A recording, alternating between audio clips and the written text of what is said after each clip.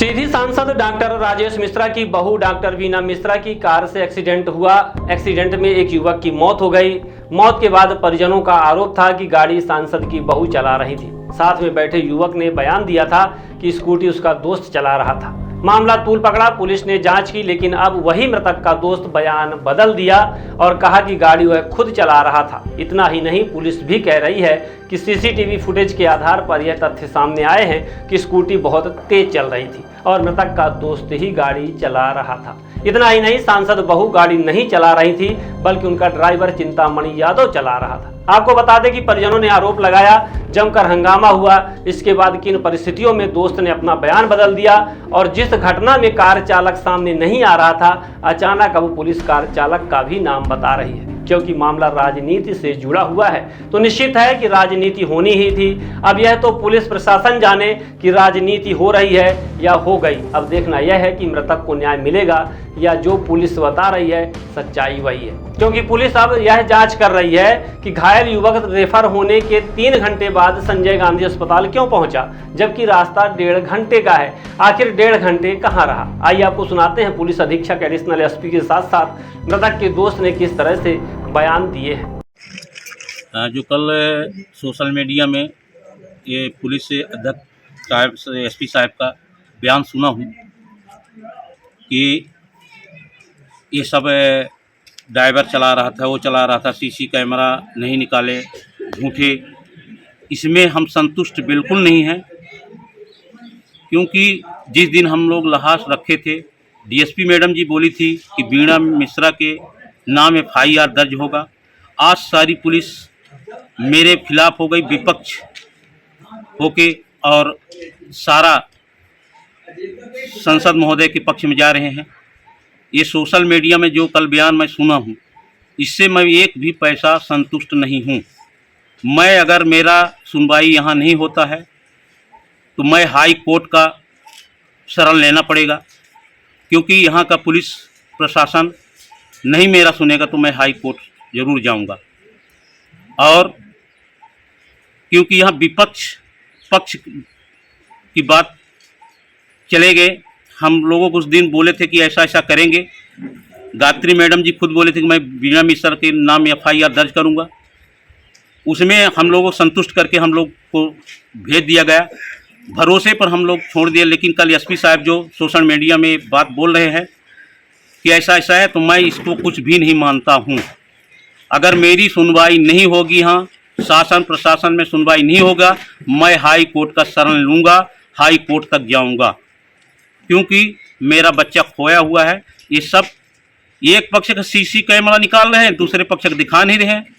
जाने का नहीं दिखा रहे हैं, आने का दिखा रहे हैं। यहाँ पक्ष ले रहे हैं, एसपी साहब भी पक्ष ले रहे हैं, पुलिस वाले भी ले रहे हैं। हम लोगों को गायत्री मैडम जी बोली थी, भरोसा दिलाई थी, उसमें कोई हम समझ नहीं आ रहा है। कल सोशल मीडिया में देखा, मैं बिल्कुल भी संतुष्ट नहीं हूँ। मैं हाई कोर्ट का शरण में जाऊँगा, वहीं से हमको न्याय मिलेगा। यहाँ से मेरा प्रशासन से बिल्कुल भरोसा उठ चुका है, कोई भरोसा नहीं है। यहाँ पुलिस प्रशासन सब बिक चुके हैं। मैं जबलपुर ही कल जाऊंगा, हाई कोर्ट में अपना अर्जी लगाऊंगा, वहाँ से मेरी सुनवाई होगी। बस एक पक्षी का वीडियो निकाला गया है, दूसरे पक्ष का नहीं निकाला गया है। एक पक्ष में चल रही है पुलिस सीधी।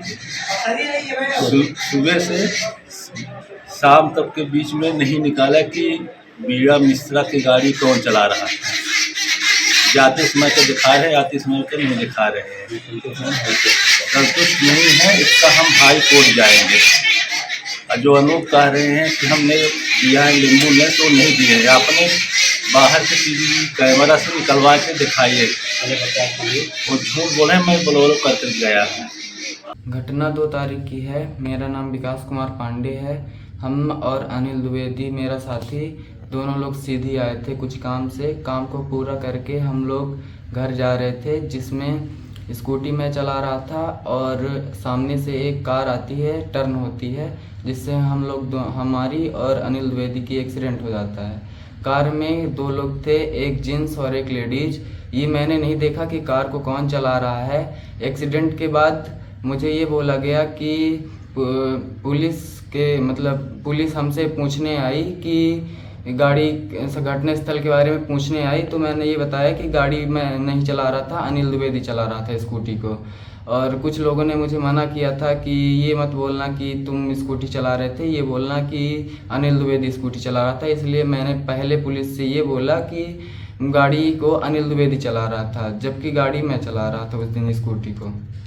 2 अप्रैल की घटना है। 4 अप्रैल को इसमें अज्ञात चालक के विरुद्ध एफआईआर की गई थी। घटनाक्रम कुछ इस प्रकार है कि 2 व्यक्ति बाइक स्कूटी से जा रहे थे और एक कार से उनका एक्सीडेंट हो गया। 2 व्यक्तियों में से एक जो व्यक्ति है उसकी इलाज के दौरान मृत्यु हो गई थी। इसमें अपराध पंजीबद्ध कर विवेचना में लिया गया था। विवेचना के दौरान जो है साक्ष्य संकलित किए गए थे। मृतक के साथ जो एक नाबालिग व्यक्ति था, लड़का था, उसके बयान भी लिए गए। बयान में उसने शुरुआत में ये बताया कि स्कूटी जो है मृतक चला रहा था। इसके बाद जो है सीसीटीवी फुटेज का अवलोकन किया गया और सीसीटीवी फुटेज में ये बात निकल के आई कि जो नाबालिग लड़का है वही स्कूटी चला रहा था। ये जो विरोधाभास था, इस विरोधाभास को दूर करने के लिए पुनः उस नाबालिग जो लड़का है जो कि स्कूटी चला रहा था उसके कथन लिए गए।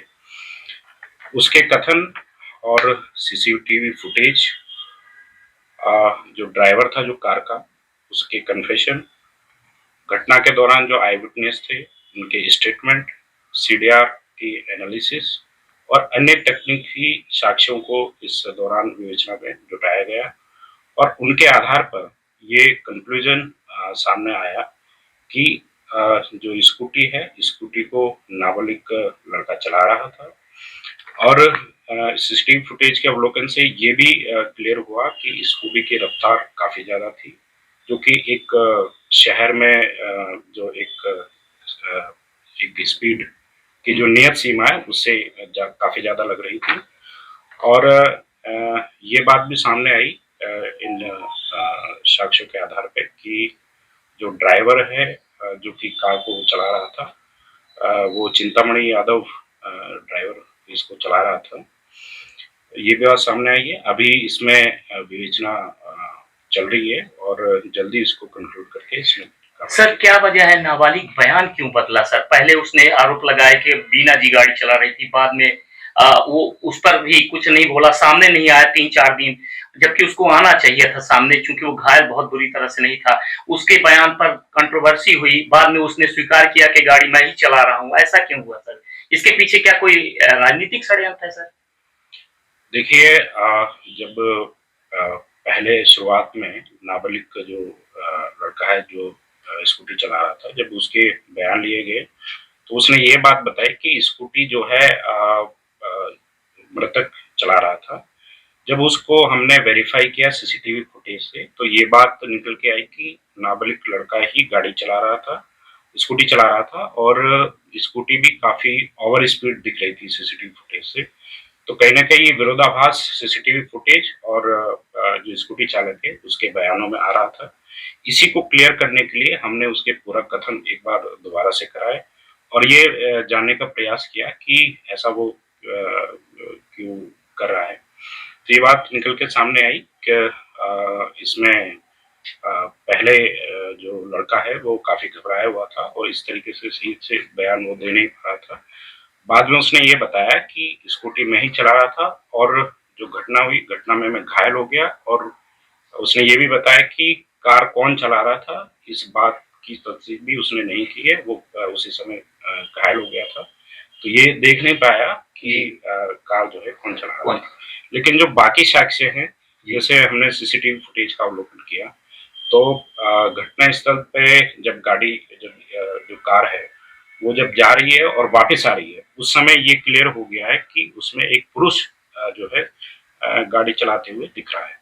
साथ ही साथ जो ड्राइवर है चिंतामणि यादव, उसके कन्फेशन, वहाँ घटना स्थल पे जो आई विटनेसेस थे उनके स्टेटमेंट, सीडीआर ड्राइवर स्वीकार कर रहा है हमने किया बिल्कुल, और अन्य जो तकनीकी साक्ष्य है वो भी हमने इसमें जुटाए हैं और इससे ये अभी तक की जो जांच है उसमें ये क्लियर हुआ है कि अभी तक जो है चिंतामणि यादव ही गाड़ी ड्राइव कर रहा था और अभी इसमें विवेचना जारी है और जो भी उसमें तथ्य आएंगे उसके अनुसार आगे कार्रवाई की। एक एक्सीडेंट हुआ था स्कूटी और कार के बीच में 2 अप्रैल को, जिसकी रिपोर्ट 4 अप्रैल को थाना कोतवाली में की गई और इसी घटनाक्रम में उसमें जो घायल व्यक्ति था, जो बैठे थे, 2 व्यक्ति बैठे थे जो घायल हुए थे, उसमें एक की मौत एसएमएस रीवा में इलाज के दौरान हो जाती है।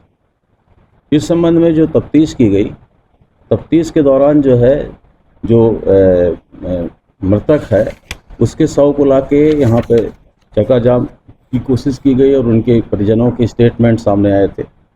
और उसके अलावा जो इस प्रकरण के विवेचना के जो तथ्य थे वो जो सामने आए तो कुछ इस प्रकार से है कि घटना दिनांक को जो रिपोर्ट की गई थी वो उस पर आरोप लगाया गया था कि कार चालक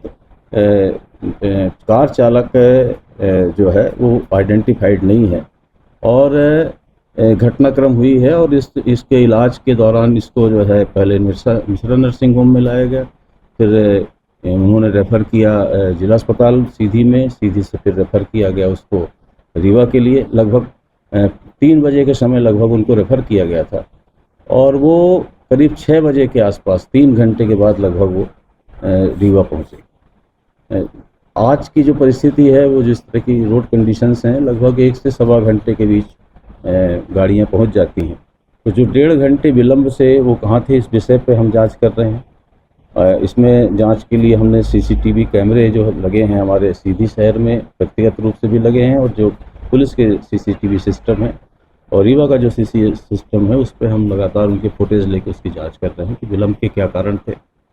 दूसरा, इसमें जो महत्वपूर्ण तथ्य निकल के सामने आ रहा है कि जो प्राथमिक रूप से जो बयान आया था गवाह का, उसने ये बताया कि घटना के समय जो है गाड़ी वो चला रहा था और पीछे बैठा हुआ जो मृतक है वो उसकी मौत हो जाती है।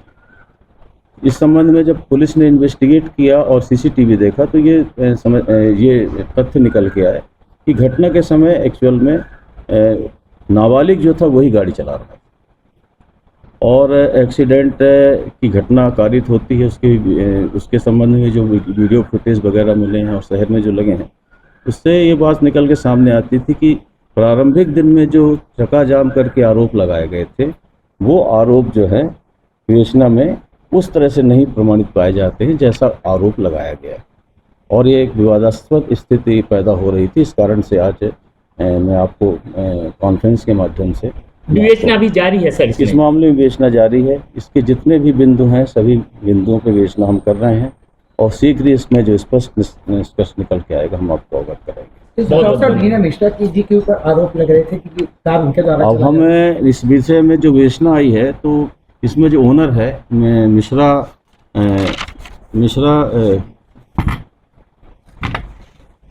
मिश्रा डायग्नोस्टिक सेंटर के नाम पे गाड़ी है और उसके जो ओनर हैं उनसे हमने पूछा है तो उन्होंने अपने नोटिस के जो विधिक नोटिस के जवाब में बताया कि गाड़ी को ये चिंतामणि यादव चला रहा था जो उनके यहाँ कर्मचारी है।